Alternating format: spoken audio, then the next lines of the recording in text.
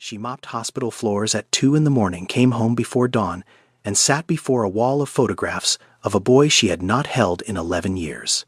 He attended a private school outside Atlanta, lived in a house with a lawn, and every March 14th placed flowers on a grave bearing the name of a woman he believed was his mother.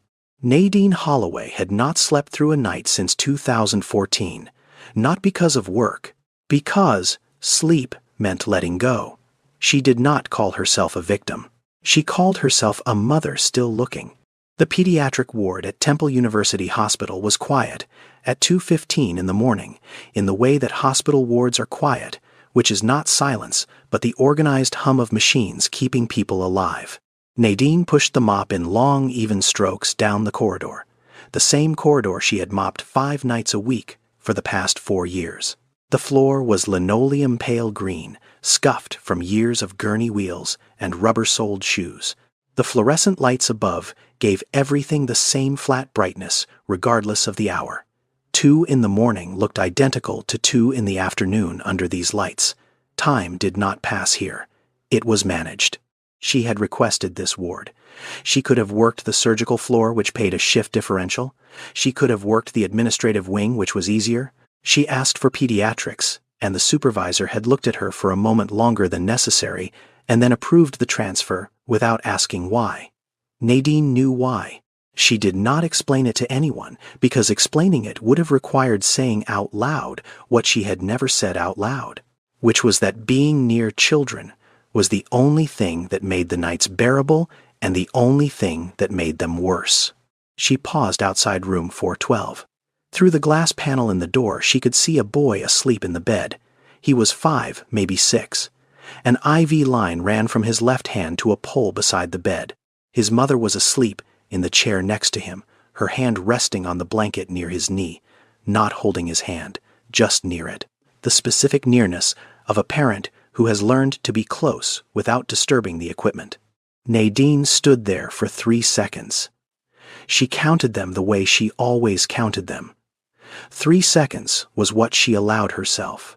More than 3, and the weight of it would settle into her chest in a way that made it difficult to push the mop for the rest of the shift. She had learned this boundary the way you learn all boundaries that keep you functional.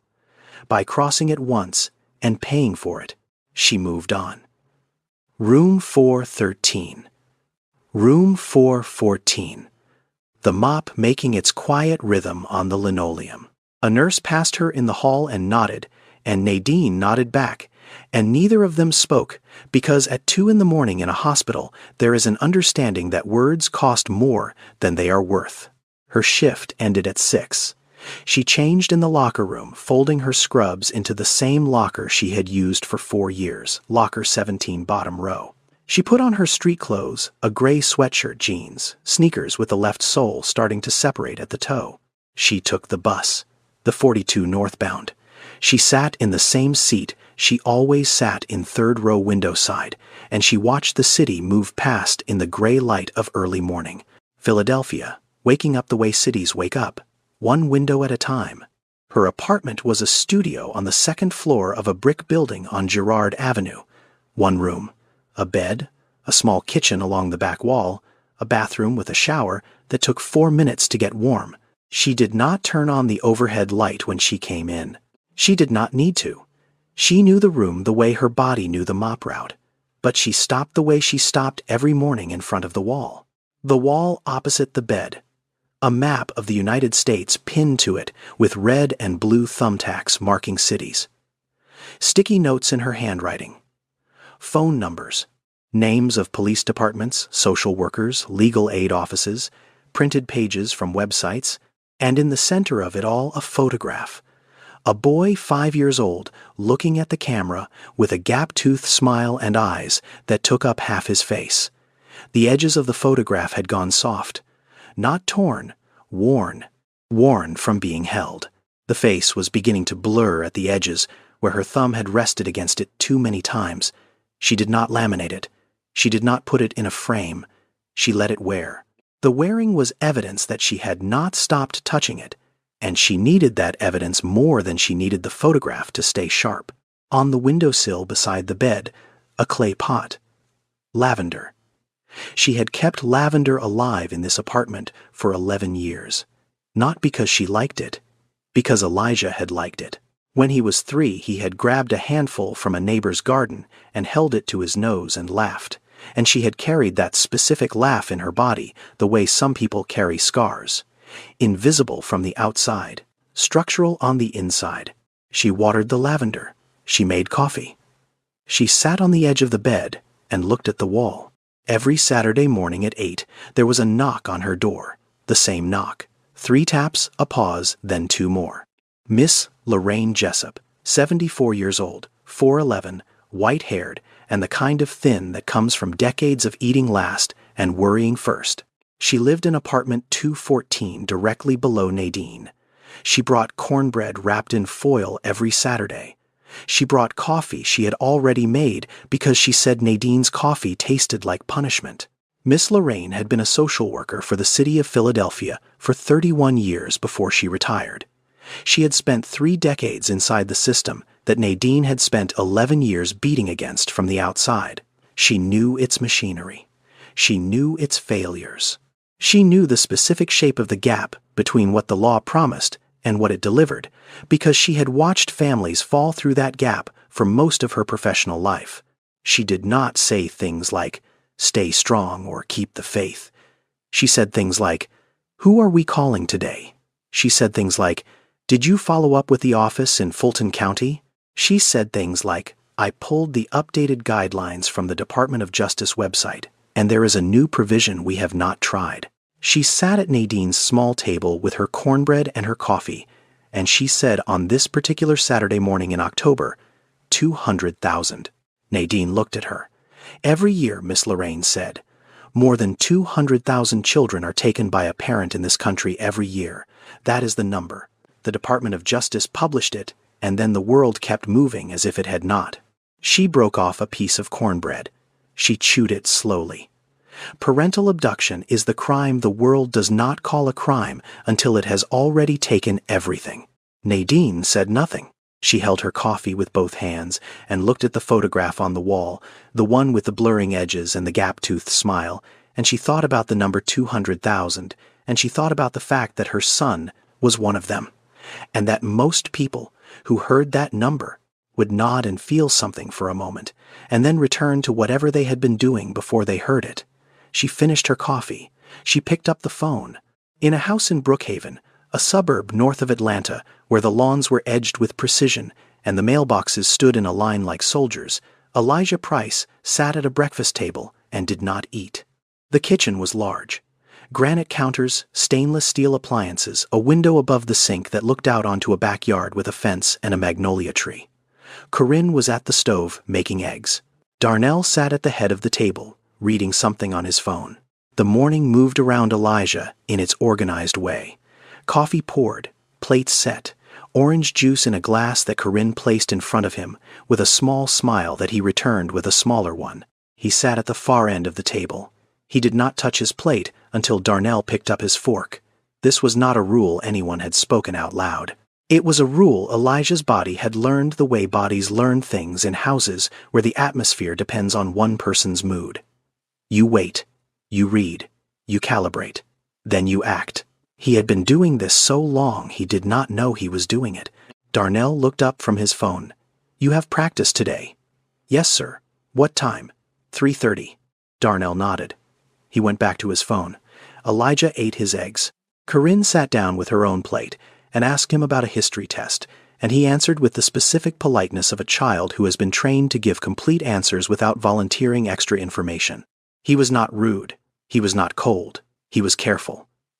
And being careful at 16 looked so much like being well raised that no one had ever thought to look beneath it. At school he was quiet. He had friends, in the way that quiet people have friends, but a few around the edges, none of whom knew him past a certain depth because he had never let anyone past that depth. His art teacher, a woman named Mrs. Okafor, had noticed him years ago.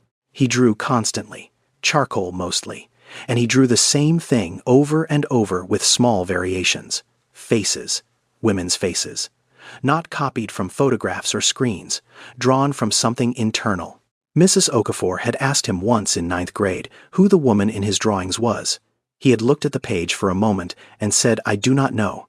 I just draw faces." He said it without sadness. He said it the way you say a fact you have never examined, because examining it would require tools you do not have. She had not asked again, but she had kept every drawing he had given her for class. She had a folder of them in her desk. 17 faces, all slightly different. All clearly the same person. Every year, on the 14th of March, Darnell drove Elijah to a cemetery on the south side of Atlanta. They parked in the same spot. They walked the same path between the rows. They stopped at a headstone that read Nadine Price, and a date and nothing else. No photograph. No epitaph. No flowers except the ones they brought. The grass around it grew the same as the grass around every other stone. There was no evidence that anyone besides the two of them had ever stood here. Elijah placed the flowers. He stood for a minute. He did not cry. He had not cried here since he was 8. He stood, and he looked at the name, and he felt something that he could not describe because he had no memory attached to it, only the absence of memory, which is its own kind of feeling. A shape where something used to be. Darnell stood beside him. He put his hand on Elijah's shoulder. He said, "She loved you." He said this every year, the same words, the same tone. And every year, Elijah nodded, because what else do you do when your father tells you your dead mother loved you? You nod. You accept the shape of the story you were given. You do not ask why there are no other relatives who visit. You do not ask why there are no photographs of her in the house. You do not ask because the answers have always been the same. It was too painful. I put them away for your sake. Some things are better left in the past. At night in his bed in the dark, Elijah hummed. A melody. Slow. Simple. He had done this for as long as he could remember. He did not know its name. He did not know where it came from. It lived in his body the way the lavender lived on Nadine's windowsill, without explanation, without origin, just there. Corinne had heard it once passing his room. She had stopped in the hallway and listened. The next morning she asked him what the song was. He said, "I do not know. It just lives in my head." She had looked at him for a moment longer than usual, and then said nothing. She did not ask Darnell about it. She did not know why she did not ask Darnell. But something about the melody, something about the way it sounded, coming through a closed door at 11 at night, from a boy who did not sing any other time, told her that this was not a question that would be welcomed. She was right. She did not know yet how right she was. That particular Saturday morning in October, the one where Miss Lorraine sat in Nadine's kitchen with cornbread, and the number 200,000, was also March 14th. Not actually, not on the calendar, but for Nadine, every day contained March 14th, the way every day contained breathing.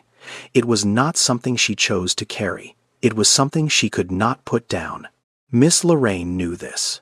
She knew that on certain mornings, Nadine needed to say it out loud. Not because saying it changed anything, because the alternative to saying it was carrying it in silence, and silence, after 11 years, had a weight that even Nadine's body could not manage alone. So Nadine told the story. She told it the way she told it every time, not from the beginning, from the part that still burned. "I met him at Greater Hope Baptist when I was 21, she said. He held the door open for me. He remembered my name the second time. He asked me to coffee, and he called the next day exactly when he said he would. He was the first man I had ever known who did what he said he was going to do." She paused.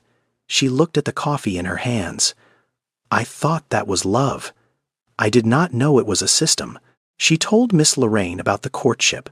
2 years, clean, attentive. He met her mother. He came to Sunday dinner.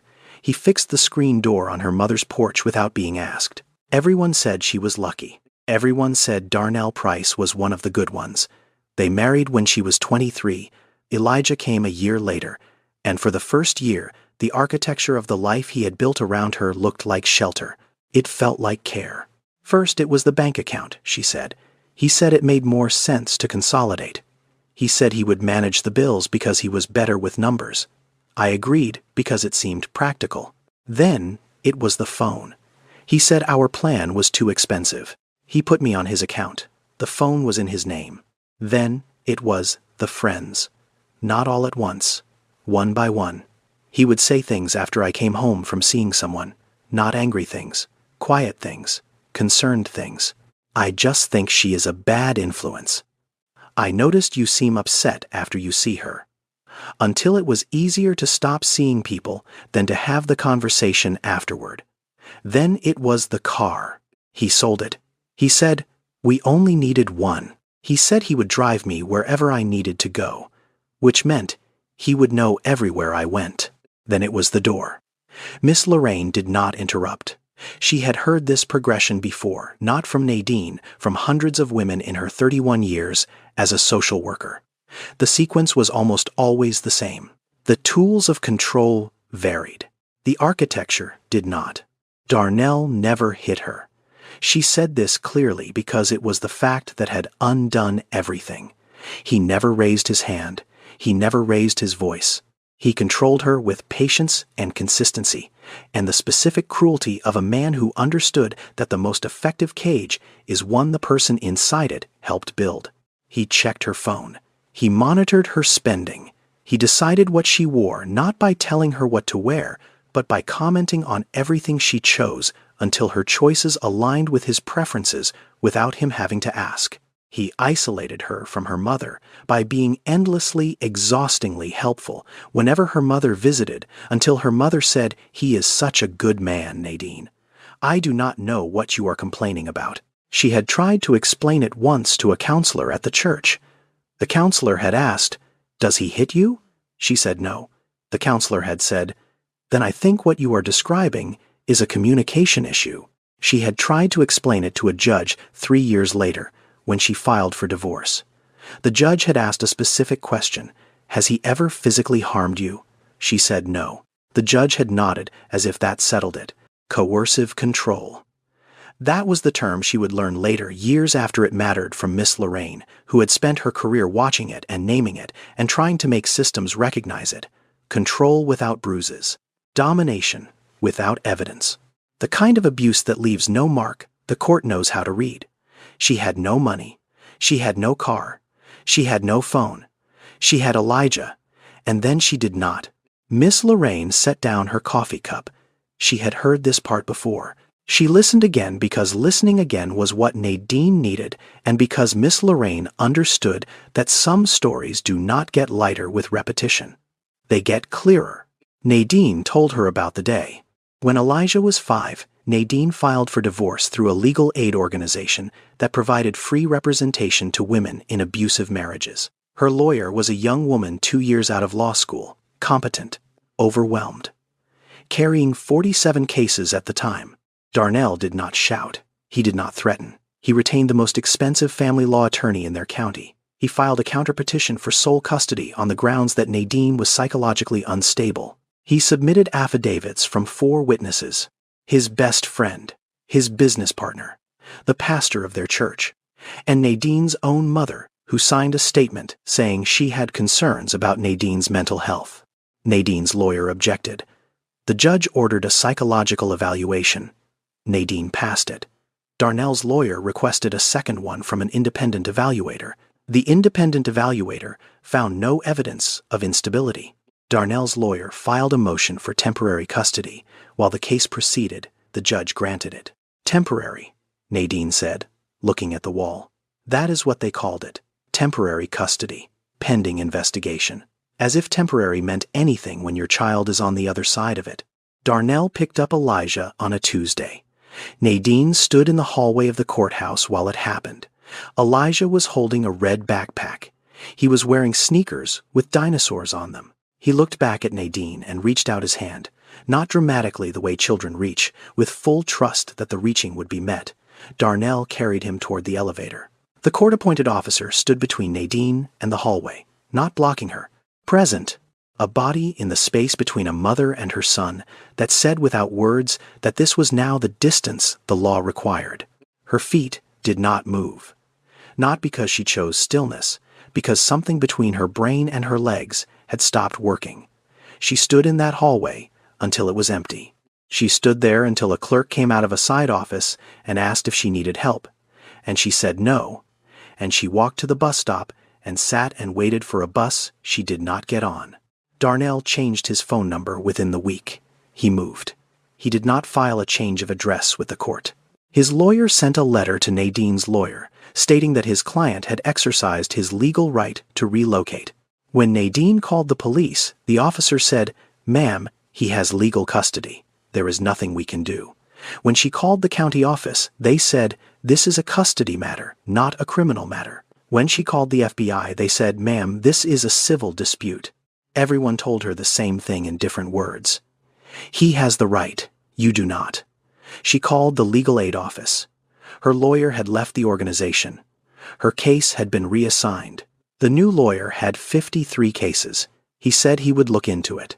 He did not call back for 6 weeks. By then, Darnell and Elijah had disappeared into a country of 330 million people with a court order in his pocket and a head start that grew larger every day. She did not accept this. She simply ran out of people to call that day. She called more people the next day, and the day after that, and every day for 11 years. Miss Lorraine reached across the table. She put her hand on Nadine's wrist. She did not say it would be okay. She did not say God had a plan. She said, "Who are we calling today?" Nadine looked at the wall. She looked at the photograph with the blurring edges. She picked up the phone. In Atlanta, in a house with a mowed lawn and a mailbox with 2 names on it, Darnell Price had built a version of the truth that required daily maintenance. He had not planned it as a permanent structure. He had planned it as a bridge. A temporary explanation for a 5-year-old boy who cried at night and asked where his mother was and needed an answer that would make the crying stop. That was how Darnell would have described it if anyone had asked, which no one did, because no one knew there was a question to ask. He sat on the edge of Elijah's bed on a Tuesday night 3 weeks after they arrived in Atlanta. Elijah was in pajamas with rockets on them. His eyes were swollen. He had been crying on and off for days the way 5-year-olds cry in waves that come and go without warning and that cannot be reasoned with because the child does not yet have the architecture for reason. Darnell said Mommy went to heaven. He said it simply. He did not elaborate. He did not describe an accident or an illness or a specific event. He said those 4 words and he waited. Elijah looked at him. He asked, "When is she coming back?" Darnell said, "She is not coming back." "But she loves you from heaven," Elijah cried. Darnell held him. The crying lasted 11 minutes. Darnell counted. He counted because counting gave him something to do with his mind while his hands held his son and his conscience held something he had not yet learned to name. Elijah stopped crying. He fell asleep. He asked again 2 weeks later, and again a month after that. Each time, the question was slightly different and slightly smaller. Is Mommy still in heaven? Does Mommy see me? Did it hurt when she went? Each time Darnell answered with the same careful brevity. Yes, yes, no. She did not feel any pain. The questions stopped eventually. They always do. Children stop asking not because they stop wondering, but because they learn that some questions do not produce new answers. They learn to carry the shape of the missing thing without examining it. Elijah was 5. He learned. Over the following months, Darnell built the rest of the story, the way a man builds a wall, 1 brick at a time. He told Elijah it was a car accident. Quick, she was driving at night. There was nothing anyone could have done. He chose March 14th as the date, not because anything had happened on March 14th, but because he needed a day, and that was the day he filled out the paperwork. He bought a burial plot at Hillcrest Memorial on the south side of Atlanta. He paid for a headstone. He had them engrave Nadine Price and the date and nothing else. No photograph, no verse, no epitaph. Just a name and a number on a piece of granite in a row of other pieces of granite. It looked like every other grave. That was the point. Every year, on March 14th, he drove Elijah to Hillcrest. They brought flowers. They stood. They were quiet. Darnell put his hand on Elijah's shoulder and said, "She loved you." And Elijah nodded, and they drove home. The ritual was maintained with the same discipline Darnell applied to everything. It was part of the maintenance. The wall needed tending. 2 years after arriving in Atlanta, he met Corinne at a real estate networking event. She was 31, smart, self-possessed, building her career. He told her his first wife had died in a car accident. She said she was sorry. He said it was a long time ago. She believed him because there was no reason not to. He was a man with a son and a business and a story that was sad, but not unusual. People die in car accidents. Husbands raise children alone. The world was full of these stories, and they were all true, and his was not, and it fit perfectly among them. Corinne married Darnell when Elijah was 8. She loved the boy. She tried to be close to him. She cooked his favorite meals. She went to his school events. She asked about his friends. And she felt always a distance she could not measure. Not hostility. Not rejection. Something more precise. A boundary that Elijah maintained without knowing he was maintaining it. The way you maintain a wall you were born behind and have never seen from the other side. She did not push. She thought it was grief. She thought it was the normal reserve of a child who had lost his mother young. She was partly right. She was entirely wrong. In Darnell's home office, in the bottom drawer of his desk, there was a metal box with a combination lock. Elijah had seen it once when he was 9. He had asked what was in it. Darnell had said, "Work papers." He said it the way he said most things, calmly, completely, without a crack. Inside the box there were 3 things: a copy of the temporary custody order from a courthouse in Philadelphia, which had never been made permanent because Darnell had never gone back to court; a printed log of 47 missed calls from a number that belonged to Nadine spanning the first 2 years, calls he had received on a phone he kept in a drawer and checked once a week to confirm she was still trying, and a sealed envelope from a legal aid attorney in Philadelphia, addressed to Darnell, postmarked 6 years ago. He had never opened it.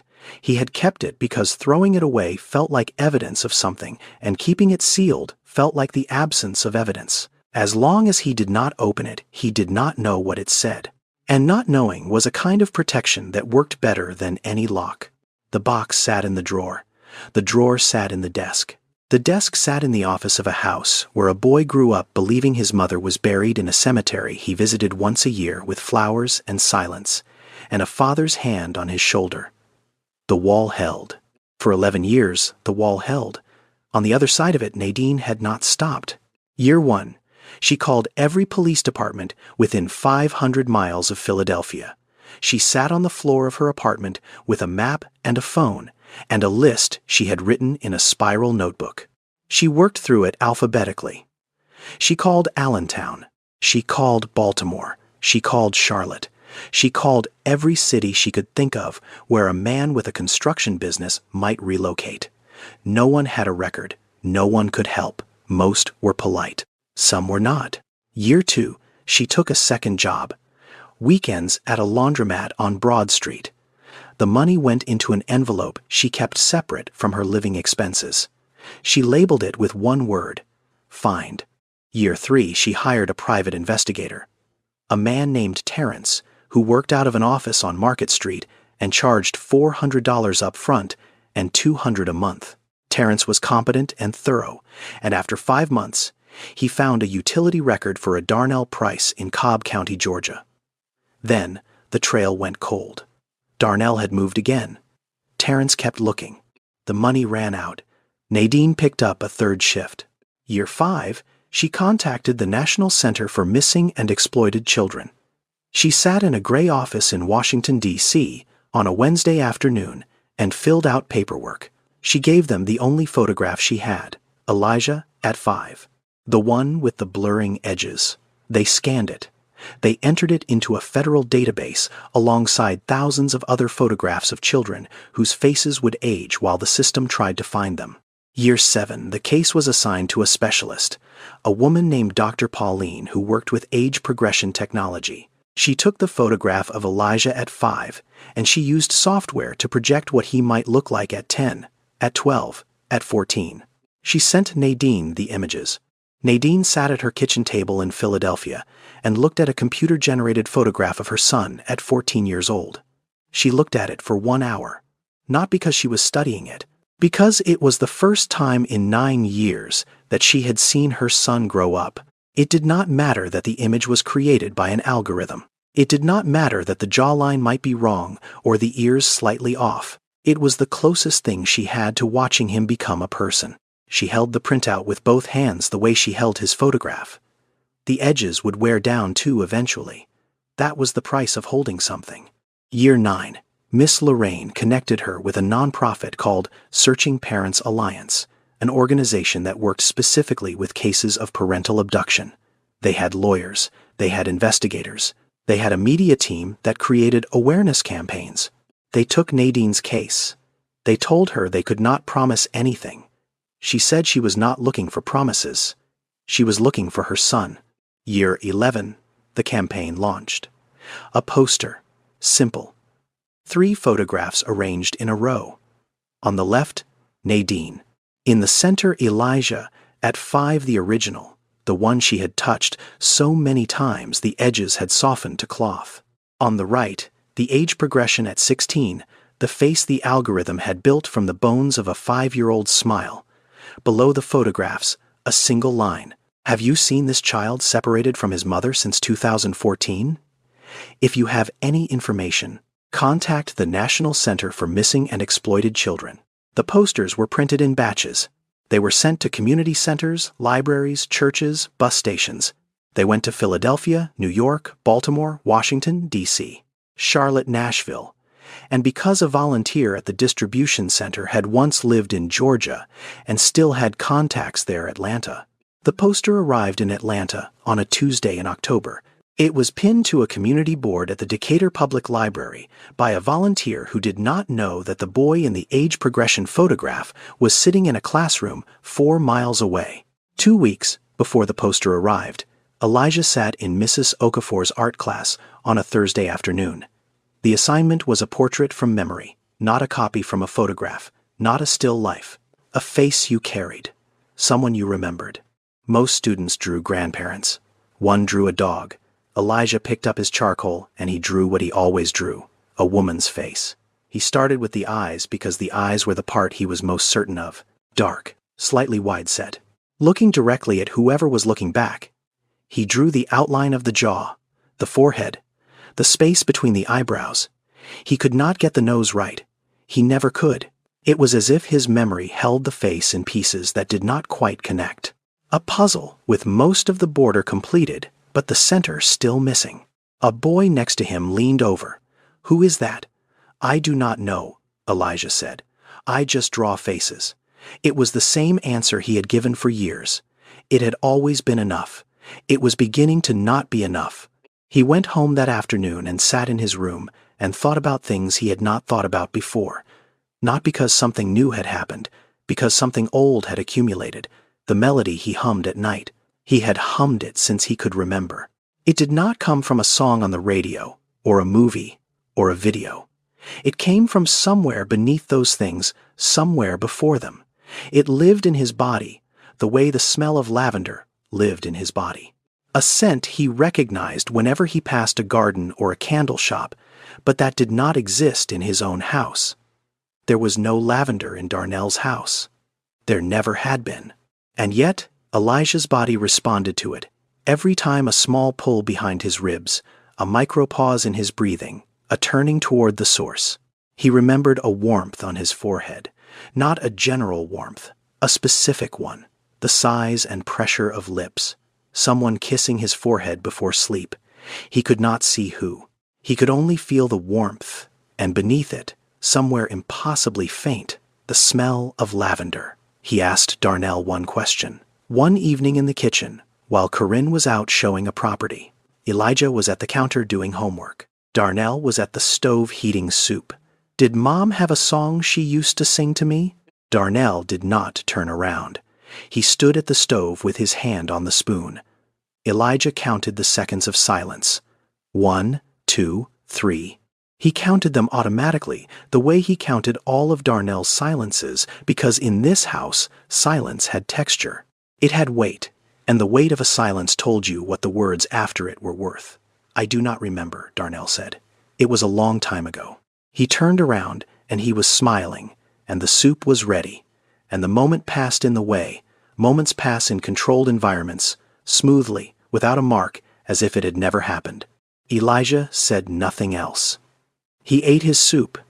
He did his homework. He went to bed. But he lay in the dark that night, and he hummed the melody, and he thought about 3 seconds. 3 seconds of silence before an answer about a song. 3 seconds was not a long time. 3 seconds was a very long time if the question was simple and the answer was true. He opened his sketchbook. He drew the face again. This time, he added the mouth. He had never drawn the mouth before. He did not know why he could draw it now, but his hand moved, and the charcoal gave him a shape that was unmistakable. She was smiling.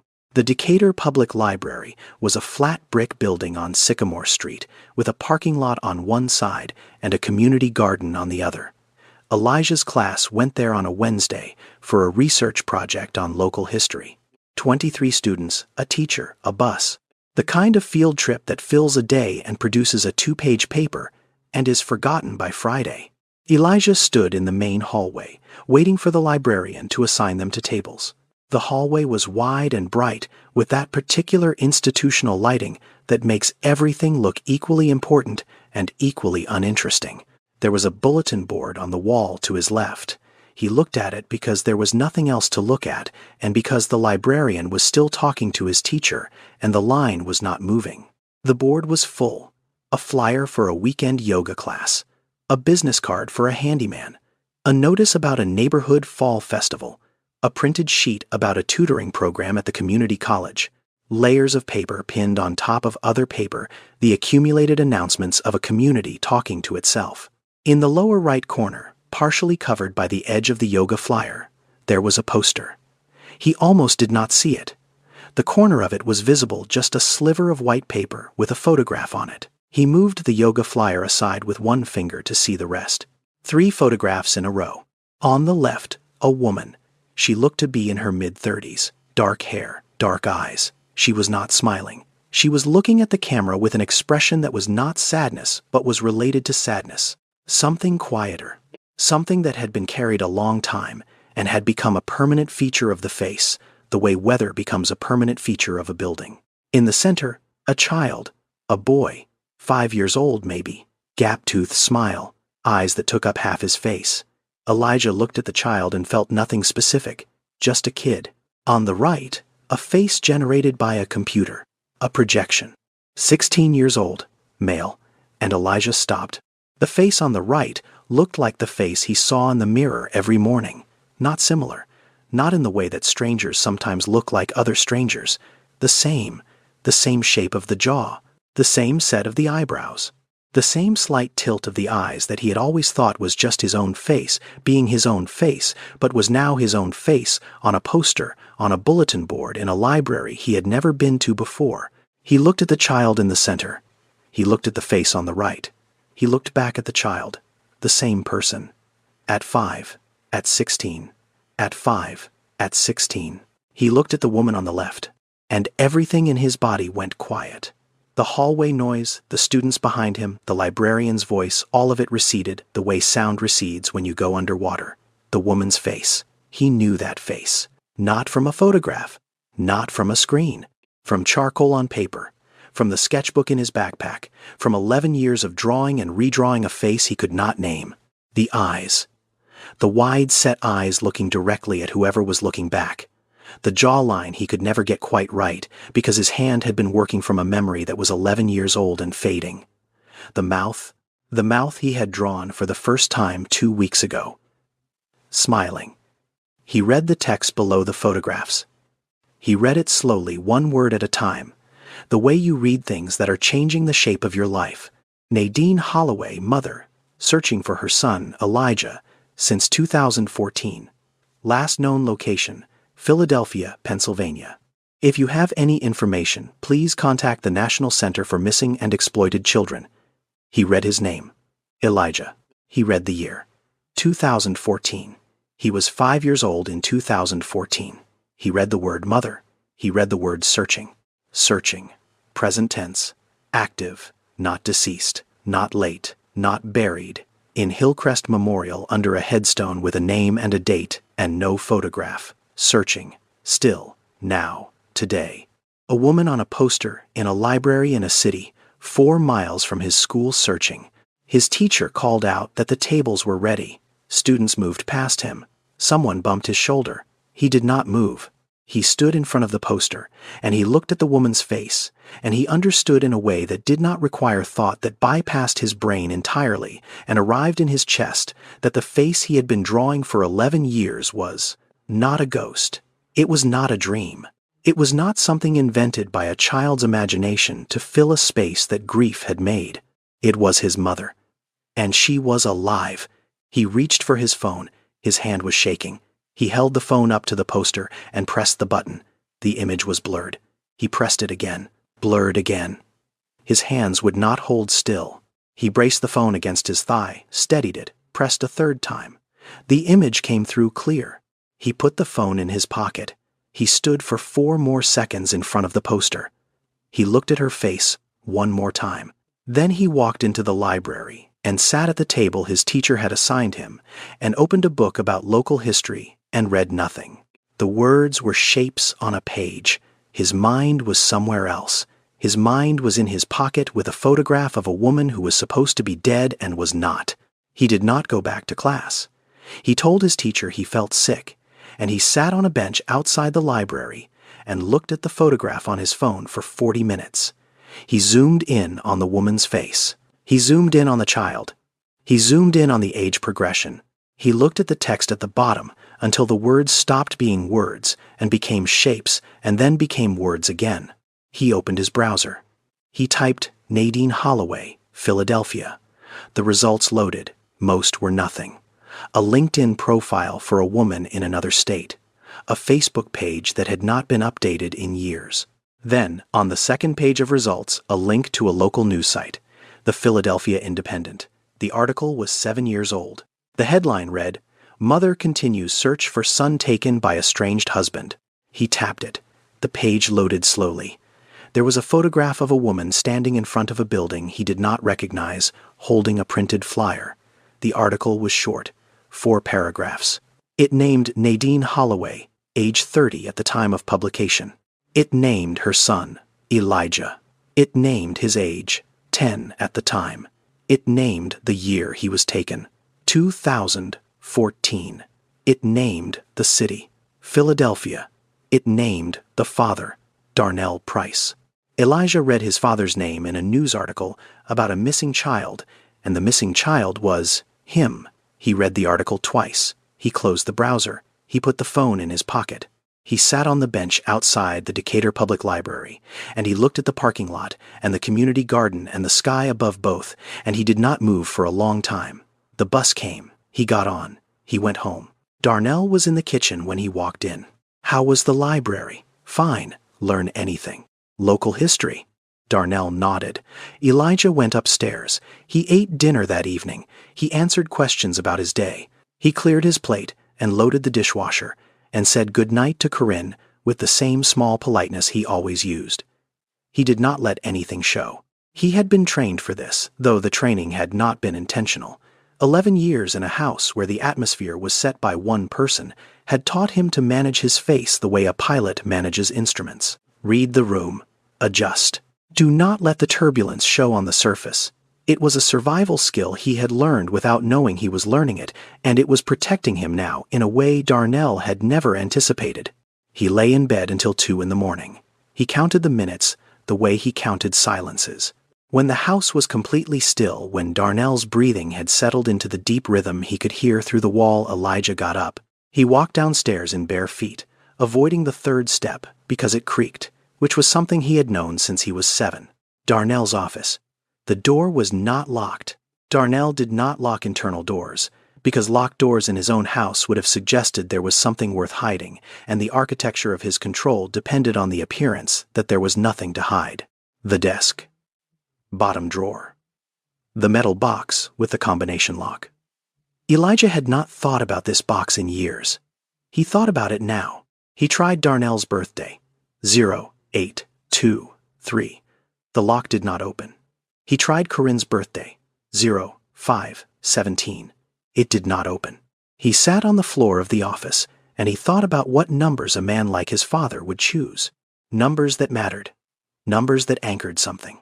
He tried 0, 3, 1, 4. March 14th. The day his mother supposedly died. The day that did not exist. The day his father had invented and maintained for 11 years with flowers and silence and a hand on his shoulder. The lock opened. Inside, there were 3 items. A document folded with a court seal at the top. He opened it. Temporary Custody Order, Court of Common Pleas, Philadelphia County. The word temporary was printed in the same size as every other word. It did not stand out. It should have. Temporary. 11 years of temporary. Beneath the document, 3 envelopes. 2 from the same law firm, the return address in Philadelphia. 1 from a different firm. All 3 were sealed. Unopened. The postmarks spanned 6 years. Someone had been writing to his father, and his father had kept the letters, the way you keep evidence you are afraid to destroy and unwilling to read. At the bottom of the box, beneath everything, a photograph. Small, wallet-sized. A woman sitting on a porch step with a boy in her lap. The boy was 3, maybe. He was holding her hand. She was smiling. Not for the camera. At him. The smile was directed downward at the top of his head, and it was the kind of smile that has no audience. The kind that happens because the feeling is too large to hold inside a face without some of it leaking out. He turned the photograph over. On the back in handwriting, he did not recognize 5 words. My 2 loves, Mom and E. Summer, 2012. He sat on the floor of his father's office.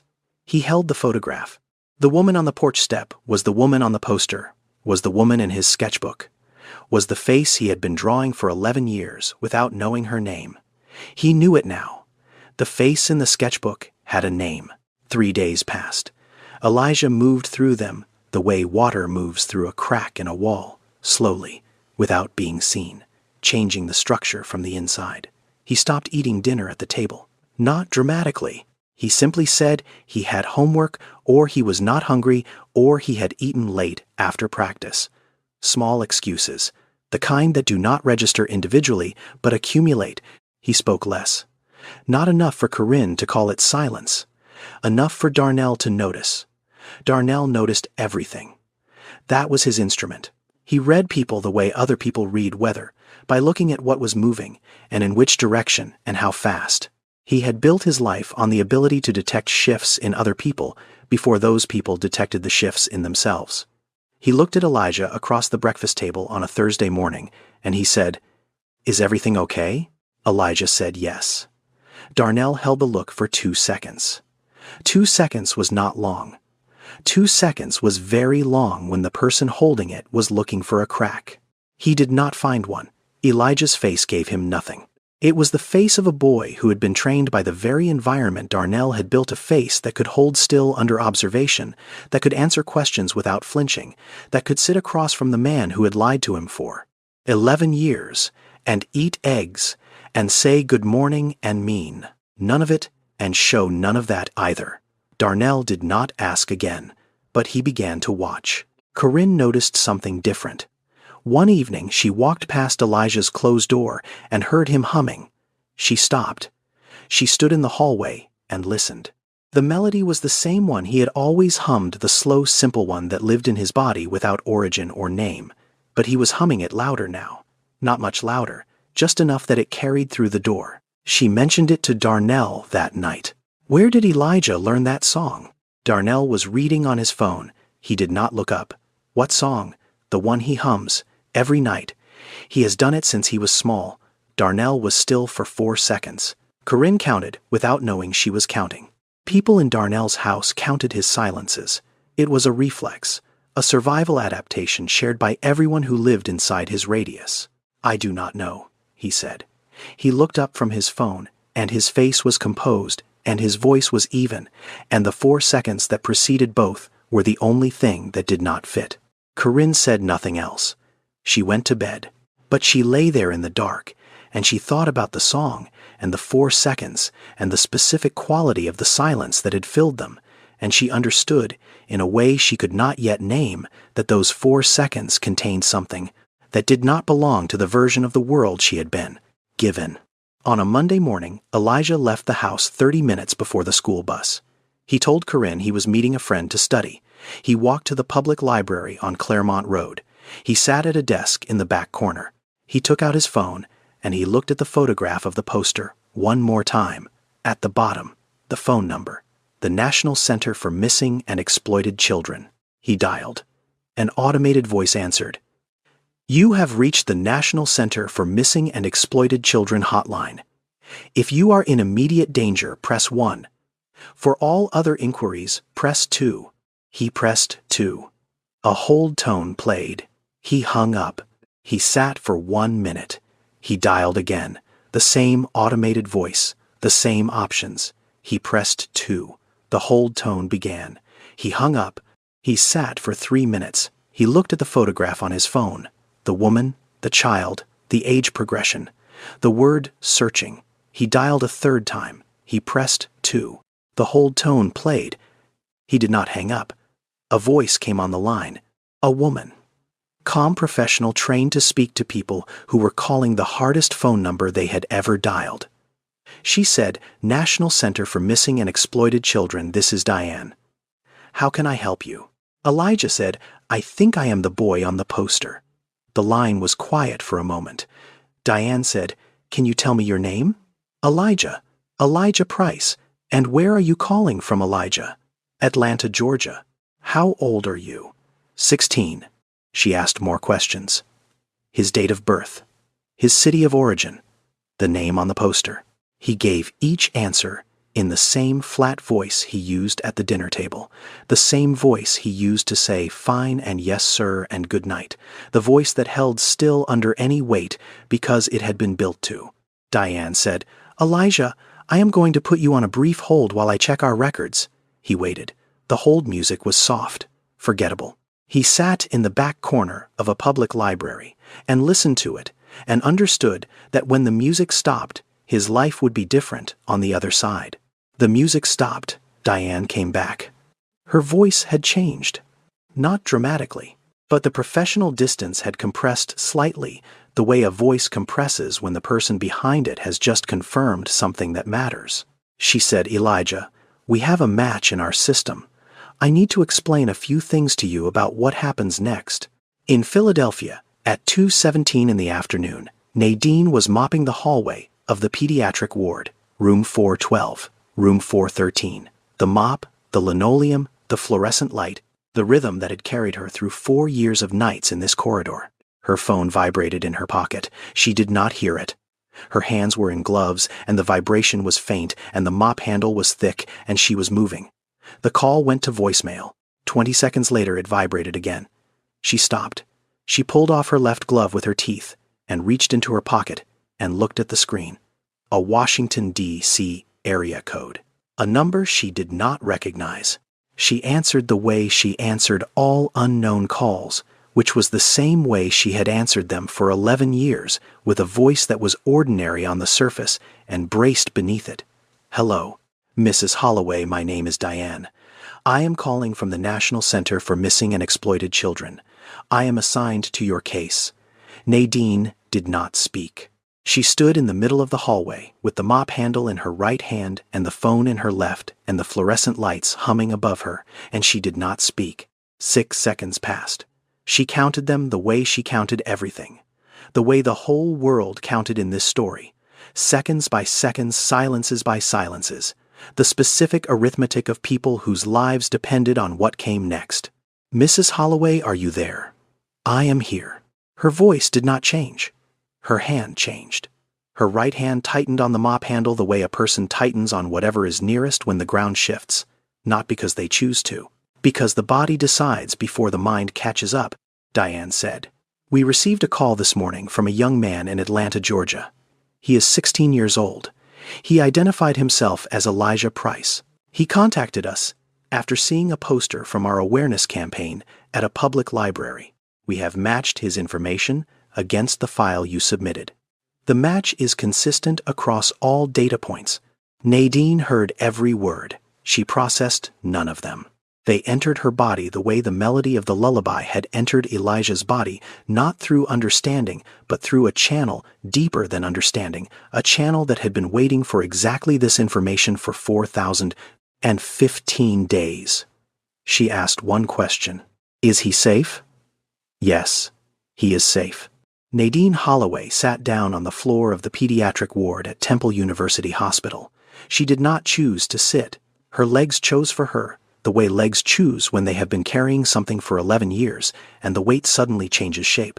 She sat with her back against the wall, and the mop handle still in her right hand, and her phone pressed to her left ear, and her legs straight out in front of her on the linoleum she had mopped 10,000 times. A nurse came around the corner, saw her sitting on the floor, slowed. Nadine looked at her and shook her head, once a small shake that said, "This is not an emergency, and this is not something I can explain, and please keep walking." The nurse hesitated. Then she kept walking. Diane explained the process. Verification of identity, documentation review, a coordination call between the center, the local authorities, and both parties, a meeting supervised at a neutral location. Timeline 48 hours, minimum. Nadine said, "I have waited 11 years. I can wait 48 hours. She said it clearly, and she meant it, and her voice was steady, and none of that prevented her from staying on the floor of that hallway for 20 minutes after she hung up the phone. She sat there with the mop beside her, and the glove still off her left hand, and the fluorescent lights above her, and the quiet hum of the machines behind the closed doors, keeping other people's children alive. A doctor passed her. Then an orderly. Then another nurse. She did not move. She did not explain. She sat on the floor of a hospital she had cleaned for 4 years, and she held the phone in her hand like a compass point, the way the lavender sat on her windowsill, the way the photograph with the blurring edges sat on her wall like an object that said, "Something has changed. Something is beginning. Hold still." She held still. For 20 minutes she held still. Then she stood up. She pulled her glove back on. She picked up the mop. She finished her shift 2 days later, a Wednesday evening. Corinne was showing a property in Buckhead and would not be home until 9. Elijah knew this because he had checked her calendar on the refrigerator that morning. He had planned this the way his father planned things, quietly, completely, without a crack. He sat at the kitchen table. Darnell was at the counter pouring a glass of water. The house was quiet the way it was always quiet, the specific silence of a home where noise required permission. Elijah placed the photograph on the table, face up. Nadine on the porch step. Elijah at 3 in her lap, her hand around his, the handwriting on the back invisible but present. He placed it in the center of the table, the way you place a card you have been holding for a long time. Darnell turned around with his water. He saw the photograph. He went still. Not the dramatic stillness of someone caught, the controlled stillness of someone calculating. His eyes moved from the photograph to Elijah to the photograph again. "Where did you get that?" Elijah said nothing. "You went through my office." Elijah said nothing. Darnell sat down across from him. He set the glass on the table. He looked at the photograph as if he could change what it showed by looking at it long enough.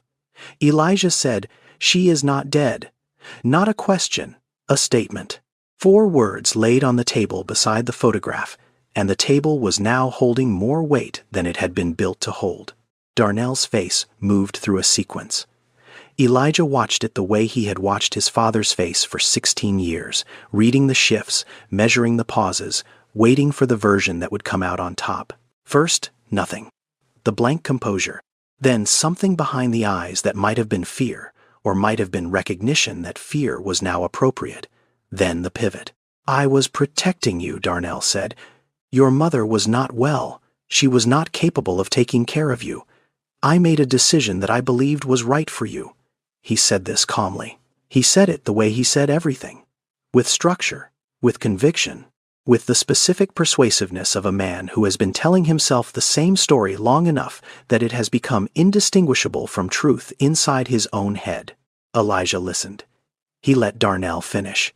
He had learned a long time ago that silence was the most powerful tool in this house. He had learned it from the man sitting across from him. "You told me she was dead," Elijah said. Darnell looked at the table. It was easier than the truth. Easier for who? The kitchen went quiet. The refrigerator hummed. The clock on the wall moved. Darnell did not answer. He did not answer because the answer was obvious. And the obvious answer was not the one he had spent 11 years telling himself. Elijah stood up. He pushed the chair back. He looked at his father across the table, and he saw what he imagined Nadine had seen all those years ago. Not a monster. Something more ordinary and more dangerous than a monster. A man who believed his own reasons. I already called them, Elijah said. The center. They know my name. They know where I am. They know she is alive. You cannot undo that. He left the kitchen. He went upstairs. He closed his bedroom door. He sat on his bed in the dark, and he hummed the melody, and this time the melody had a source, and the source had a name, and the name was Nadine, and she was alive, and she had been looking for him for 11 years while he placed flowers on an empty grave. Darnell sat alone at the kitchen table, the photograph between his hands, the glass of water untouched, the house around him exactly as it had been 5 minutes ago, and entirely different. He had spent 11 years maintaining a story that required him to believe it as deeply as his son did. The problem with building a world out of a lie is that you cannot leave it when it collapses. You are inside it when it falls. For the first time in 11 years, he did not have a plan for what came next. The verification took 48 hours. Elijah's identity was confirmed through records held by the Philadelphia Court of Common Pleas. Nadine's identity was confirmed through the case file she had maintained with the National Center for Missing and Exploited Children for 6 years. A supervised meeting was arranged at the center's regional office in Atlanta, Friday afternoon, 2 o'clock. Nadine flew from Philadelphia on a Thursday evening. The ticket was purchased by Miss Lorraine Jessup, who had taken the money from a savings account she had kept for 31 years and had never spent because she had always said she was saving it for something important, and she had never found anything important enough until now. Nadine packed no bag. She carried 3 things: the photograph of Elijah at 5, with the edges worn soft from holding, a sprig of dried lavender cut from the pot on her windowsill, her identification. That was all. She did not bring clothes for a second day because she could not think past the first one. She could not think past 2 o'clock on Friday afternoon. The office was in a building on Peachtree Street, gray carpet, fluorescent lights, a waiting room with plastic chairs and a water cooler, and a stack of brochures on a side table. Nadine sat in one of the plastic chairs. Her hands were on her thighs. Her back was straight. She did not move. She did not look at the clock. She did not check her phone. She had waited 11 years, and the 20 minutes remaining were not significant as a measure of time, but they were significant as a measure of the body. Her pulse was in her temples. Her breathing was shallow. Her hands, the hands that had mopped a hospital floor for 4 years and held a photograph until its edges blurred and watered a lavender plant every morning as an act of faith. Her hands were completely still. She had made them still. She needed them still. The door opened. A caseworker came through first. Behind her, a young man, tall, taller than Nadine by several inches, broad shoulders, dark hair, 16 years old, and carrying the posture of someone who has been careful for so long that carefulness has become the shape of his body. Nadine looked at him. The photograph on her wall was 11 years old, and the face in it was 5. This face was not that face. This face had a jaw and cheekbones, and the beginning of the person he was becoming. But the eyes were the same eyes she had last seen in a courthouse hallway, reaching toward her full of a trust that had not yet learned it could be broken. Those eyes were not reaching now. They were watching her with the same expression she had seen on her own face in the bathroom mirror for 11 years. Careful, Elijah looked at her. He saw the face from the poster. He saw the face from the sketchbook. He saw the eyes he had drawn over and over with charcoal on paper, the eyes he had gotten right every time, because they were the one part of her his memory had refused to release. She was real. She was 3-dimensional. She was breathing. Neither of them moved. The caseworker stood near the door. The room was quiet. The fluorescent lights hummed their flat institutional hum. The water cooler in the corner made a small bubbling sound. Ordinary noises in a room where something was happening that was not ordinary at all. Then Nadine did something she had not planned. She did not say his name. She did not say my baby or my son, or any of the words she had imagined saying for 11 years.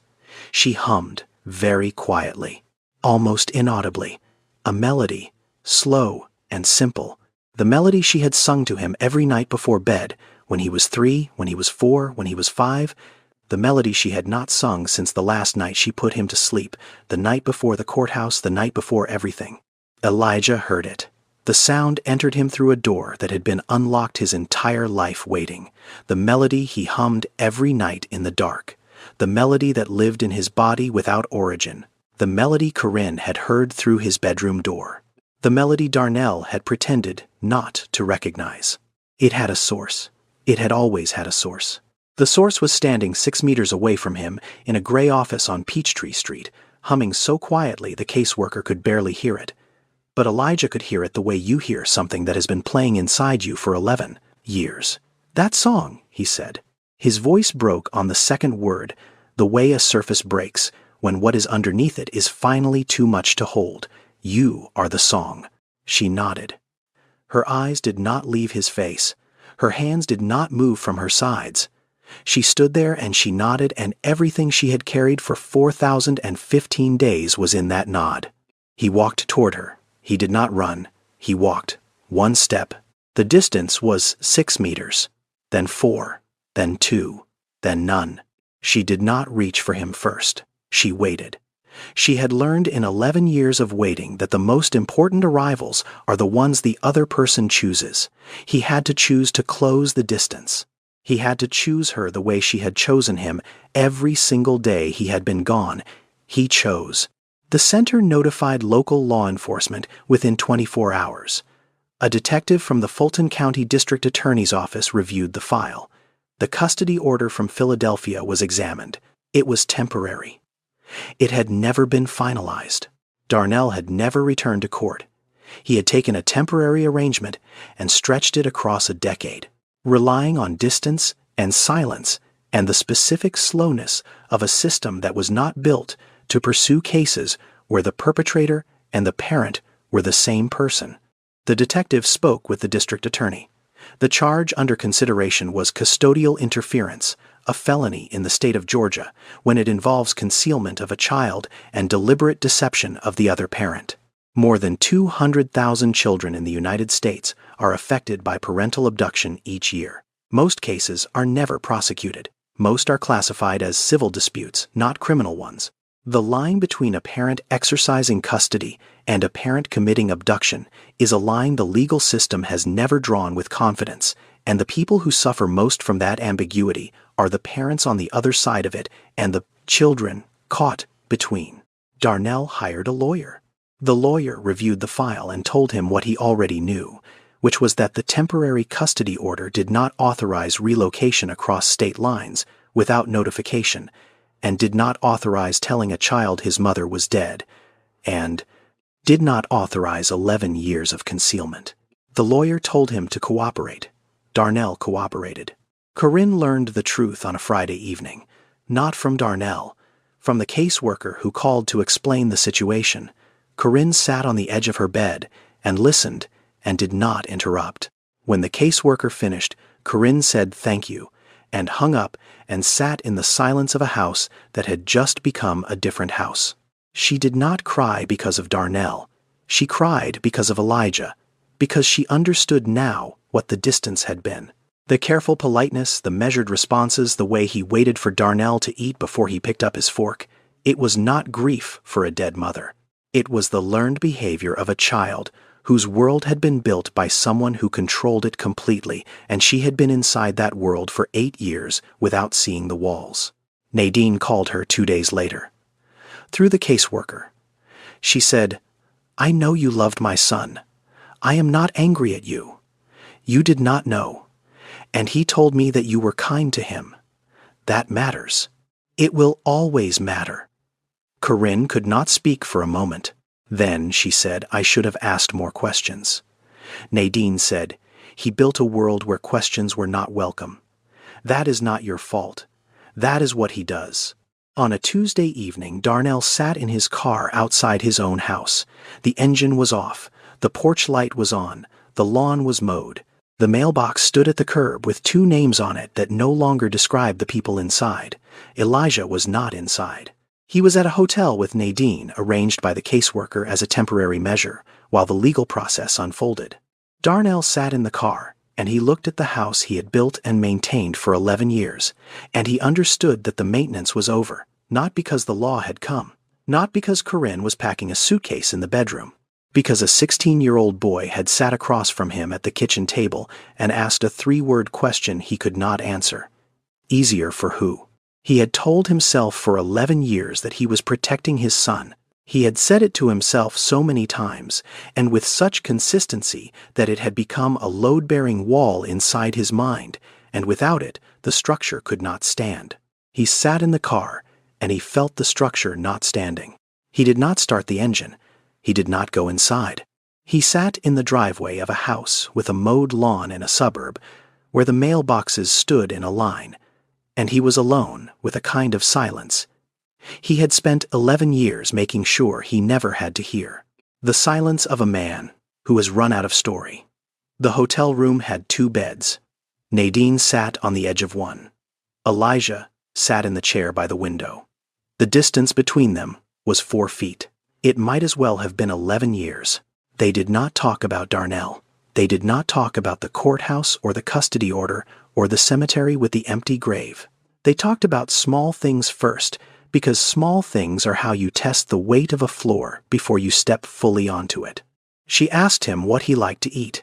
He said he liked grilled cheese and tomato soup, which was something he had always liked and did not know he had learned from her, because she had made it for him every Sunday when he was 3. She did not tell him this. She filed it away in the place where she kept things that hurt in a way she was grateful for.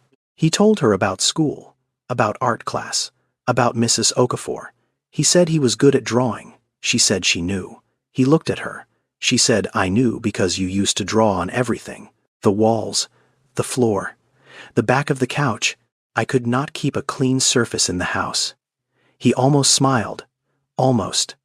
The muscles moved. The expression did not quite arrive, but it was closer than anything she had seen on his face since he walked through the door of the center. He opened his backpack. He took out the sketchbook. He held it for a moment, and then he handed it to her without explanation. She took it. She opened it to the first page. A face. Charcoal on paper. A woman. Eyes drawn with certainty. The rest sketched with the hesitation of someone working from a signal that was fading. She turned the page. Another face. The same woman. Slightly different. The jawline more defined. The hair longer. She turned again and again. 17 faces. All the same person. All slightly different. All unmistakably her. She did not say anything. She turned the pages slowly, one at a time, and Elijah watched her turn them, and he understood what she was seeing. She was seeing that he had remembered her, not with his mind, with his hands. His hands had held on to something his memory had been told to release, and they had refused, and they had drawn her back into existence one page at a time for 11 years. She reached the last drawing, the one with the mouth, the smile. She looked at it for a long time. Then she closed the book and held it against her chest, and she looked at her son, and she did not cry because she had spent 11 years learning to hold things without breaking. He said, "Why could you not find me sooner?" The question was not an accusation. But it was not nothing either. It had an edge. The way a child's question has an edge when the child has been carrying it long enough for it to sharpen. She told him. She told him about the calls. She told him about the police departments, the lawyers, the FBI. She told him about the legal aid attorney who was carrying 47 other cases. She told him about the system that classified his disappearance as a civil dispute and moved on. She did not soften it. She did not apologize for it. She said, "The system was not built to find you. I found you anyway. It just took longer than any mother should ever have to wait." He was quiet. He looked out the window at Atlanta, a city he had lived in for 11 years, and that now felt like a city belonging to a version of himself that was ending. Nadine reached into her bag. She pulled out a small object wrapped in a paper napkin.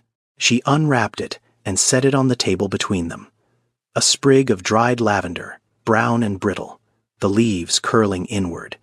It did not look like much. It looked like something a person would throw away. Elijah looked at it. He breathed in. The scent was faint but specific, and when it reached him, it did not arrive through his nose. It arrived through a door in his body that opened directly into a room he had not been inside since he was 5 years old. A bedroom, night. A woman's hands smelling of lavender. The warmth of those hands on his forehead. The melody starting. The lights going off. The feeling of being held inside something safe. He breathed out. His eyes were wet. He did not wipe them. Nadine's phone buzzed. She looked at it. She answered and put it on speaker. Miss Lorraine's voice filled the small hotel room thin and clear, and carrying the specific authority of a woman who had spent 74 years choosing her words carefully. "Is that him?" Miss Lorraine said. "It is him," Nadine said. "Elijah," Miss Lorraine said. "My name is Lorraine Jessup. I have been sitting in your mother's kitchen every Saturday morning for 11 years eating cornbread and making phone calls. Your mother has been the bravest woman I have ever known. And I have known a lot of women." Her voice wavered on the last word, not from weakness, from the specific weight of something that had finally arrived after a very long time in transit. 11 years of Saturdays. 11 years of who are we calling today? All of it leading to this room, this phone call, this boy sitting in a hotel chair with wet eyes and a sprig of dried lavender on the table in front of him. Elijah said, "Thank you." Miss Lorraine said, "Do not thank me. Show up. That is all anyone can do. Show up and keep showing up." She hung up. The room was quiet. The lavender sat on the table between them. Nadine on the bed. Elijah in the chair. The distance was still 4 feet. But the space inside it had changed. 3 weeks later, on a Tuesday evening in November, Elijah walked up the stairs of an apartment building on Moreland Avenue in Atlanta and knocked on the door of Unit 312. Nadine opened it. She was wearing an apron. The apartment smelled like tomato soup. On the windowsill above the kitchen sink, a clay pot, lavender, new, green. She had bought it the day she signed the lease. It was the first thing she put in the apartment before the furniture, before the dishes, before the bed. The lavender came first, because the lavender had always come first. Elijah sat at the small kitchen table. He put his backpack on the floor and took out his sketchbook and opened it to a blank page. He picked up his charcoal. But this time, he did not draw from memory. He looked up. His mother was standing at the stove stirring soup, and the light from the window was falling on the side of her face, and he drew what he saw. Not a reconstruction, not an approximation assembled from fragments and longing. The real thing. Present tense. She turned around. She saw the sketchbook open. She said, "What are you drawing?" He said, "Someone I finally found." She looked at him for a moment. Then she turned back to the stove. She did not need to see the drawing. She did not need proof. She had spent 11 years holding a photograph until its edges blurred. She did not need to hold anything anymore. She could just stand in a kitchen and be seen. Outside Atlanta went on being Atlanta. Traffic on Moreland Avenue. A dog barking in the apartment below. The specific hum of a city in early evening winding down from the day not yet committed to the night. Life moving in its ordinary way. Indifferent to the specific miracle happening inside one apartment on the 3rd floor of a building that did not look remarkable from the outside. Some families are broken by the people inside them. Some families are found by the children who were told to stop looking. Before Elijah left that evening, Nadine did something she had not done in 11 years. She walked him to the door and she hummed. The melody. Their melody. She hummed it softly the way she used to hum it, when he was small and the world was a bedroom and a pair of hands, and a scent of lavender and the certainty that the voice above you would still be there when you opened your eyes. He was 16. He let her hum. He stood at the door with his backpack, and he let the melody reach him the way it had always reached him, through a channel deeper than hearing, and he closed his eyes for 2 seconds, and he was 5 and he was 16, and both of those things were true at the same time. On the windowsill of Nadine's old apartment in Philadelphia, the photograph of Elijah at 5 with the blurring edges now sat inside a frame. She had bought the frame at a dollar store the morning before she flew to Atlanta. It was plastic and plain, and it was the most important object she had ever purchased. The photograph did not need to be held anymore. It could rest. On a Saturday afternoon, Elijah returned to the Decatur Public Library. He walked to the bulletin board in the main hallway. The poster was still there, partially covered by a new flyer for a holiday craft fair. He reached up and unpinned it. He folded it carefully, once, twice. He put it in his jacket pocket. It had done its job. They were not the family they would have been. 11 years had been taken and could not be returned. There would be difficult conversations ahead about Darnell, about forgiveness, about what to do with a father who was also the person who had stolen your childhood. There would be legal proceedings and therapy sessions and nights when the distance between them felt wider than 4 feet, and mornings when it felt like nothing at all. But they were the family they were choosing to become, one evening at a time, one song at a time, one drawing at a time. This story is fictional, but the reality it reflects is not. According to the United States Department of Justice, more than 200,000 children are victims of parental abduction each year in America. Many of them grow up believing one of their parents is dead. Many of the searching parents never find them. The legal system classifies most of these cases as civil disputes, not criminal ones, which means the resources available to searching parents are limited, and the consequences for abducting parents are often minimal or non-existent. I wrote this story because I believe there is a specific kind of cruelty in telling a child their parent is dead when they are not. It is not a lie about a fact. It is a lie about love. It says the person who loved you most no longer exists, and the child builds an entire identity on top of that absence. When the truth comes, it does not simply correct the record, it rebuilds the person. If you or someone you know is dealing with parental abduction, you can contact the National Center for Missing and Exploited Children at 1-800-84-356-78 or visit missingkids.org. Thank you for watching. Before you go, tell us in the comments, what do you think Elijah should do about his relationship with his father? Not what is right, what is real. See you in the next story.